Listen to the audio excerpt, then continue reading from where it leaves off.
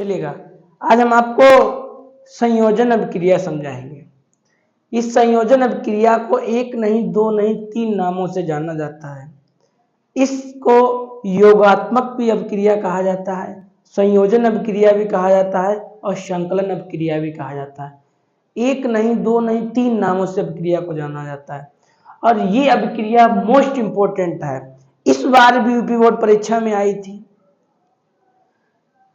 अब बात ये आती है कि इसे इतने नामों से जाना जाता है तो इसे घुमा के तो क्वेश्चन दिया जाएगा अवश्य। या तो पेपर में ऐसे लिख के आएगा कि संकलन अभिक्रिया क्या होती है, या संयोजन अभिक्रिया क्या होती है, ये योगात्मक अभिक्रिया क्या होती है। तीन नामों में से कोई एक नाम पेपर में लिख के आएगा और वही से आपको समझना है कि ये वही वाली अभिक्रिया है। ठीक है, और ये यूपी बोर्ड परीक्षा में केमिस्ट्री में आया था। ये जो 10 की किताब है ना, ये 10 की बालाजी से हम पढ़ा रहे हैं आपको। ये क्रिया बहुत इंपॉर्टेंट है 10 वालों के लिए। ठीक है, तो क्या है वो अभिक्रिया, तो क्या इसका है, कैसे आपको लिखना है। सबसे पहले ऐसे आपको हेडिंग डालनी है। आप अपनी नोट्स बनाई होगी आपने तो उसमें टिक कर लेना, या नहीं नोट्स बनाई हो तो ऐसे करके आप लिखना। पहले हेडिंग डालना, उसके बाद लिखना। कैसे लिखना कि वे अभिक्रियाएं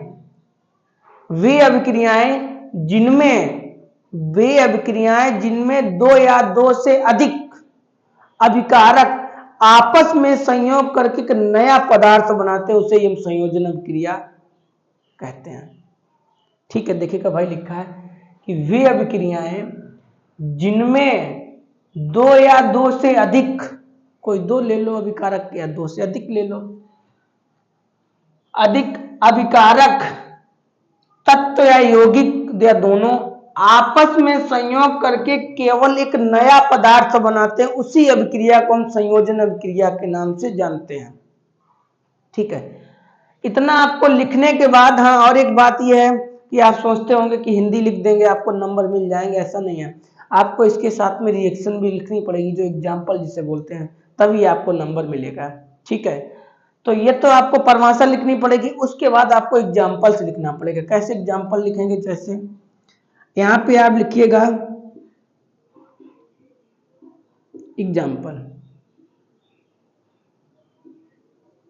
क्या होता है एग्जाम्पल, यहां पे आपको एक काम और करना पड़ेगा। जैसे आपके मन में एक ध्यान बैठा लो, ध्यान करो कि संयोजन का मतलब क्या है, जोड़ना।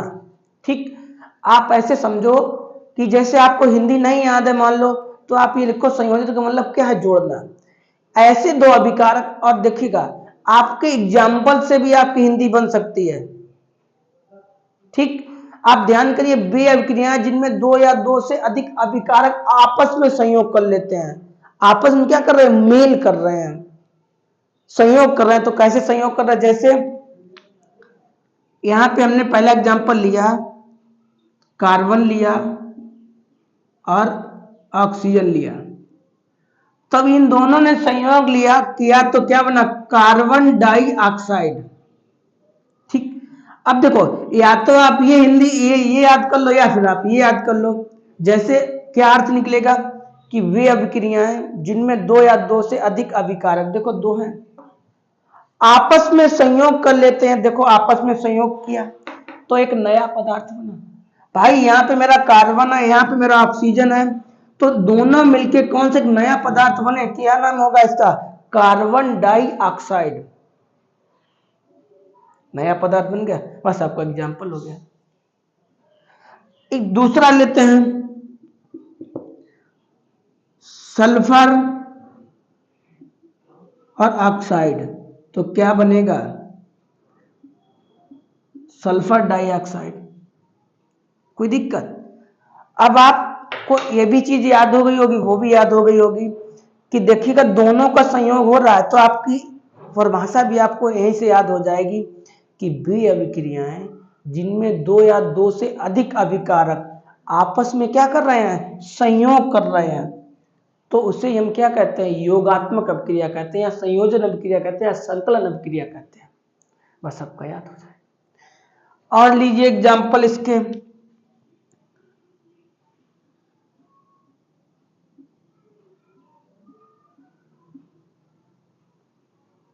बड़ा सा एरो लगाते हैं। ठीक, हाइड्रोजन और ये क्लोराइड, तो हाइड्रोजन क्लोराइड हो गया। तो दोनों ने यहां पे देखो संयोग कर लिया। ठीक, एक और लिखते हैं,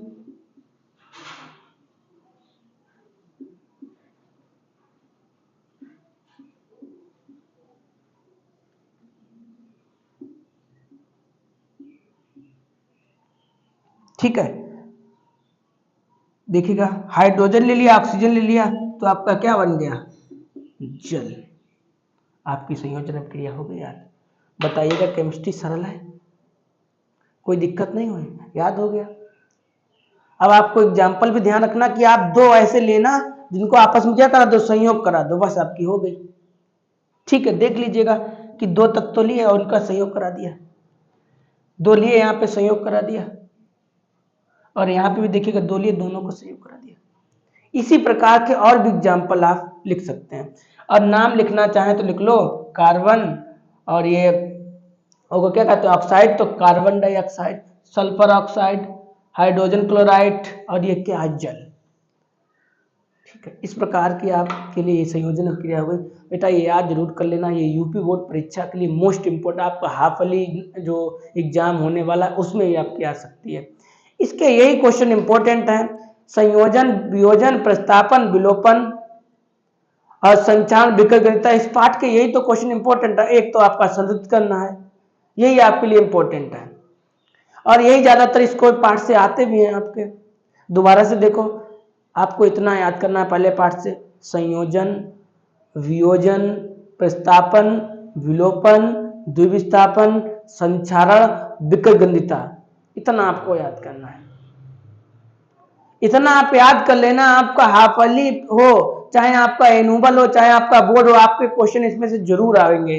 एक दो क्वेश्चन इतने में से हमने बताया, अवश्य आपके क्वेश्चन आएंगे। ठीक है, और पिछली बार भी हमने 50 क्वेश्चनों की लिस्ट बनाई थी, उसमें से कम मेरा एक क्वेश्चन छूटा था, उसमें से सारे क्वेश्चन मेरे ही आए थे, हमारी भी लिस्ट में से आए थे। और सबसे नंबर 2 पे यही लिखा था, संयोजन क्रिया लिखा था।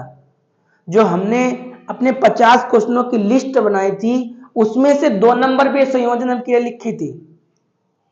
उसके बाद उष्मा शोषी, उष्मा छेपी, वो क्रिया आई थी। तो ये 2 नंबर लिख, वो आपके 4-5 नंबर हमने सारे लिखी थी, इसी से क्वेश्चन मेरे बन गए थे। तो आप इस बार भी हम लिस्ट बनाएंगे, आप तब तक याद करते रहिएगा, फिर हम आपको लिए लिस्ट भी लाएंगे। लेकिन लिस्ट जब लाएंगे जब पेपर का 1 महीना रह जाएगा आपके लिए। ठीक है, तब आज के लिए बस इतना ही, हम आपको अगली वियोजन क्रिया समझाएंगे। ठीक है।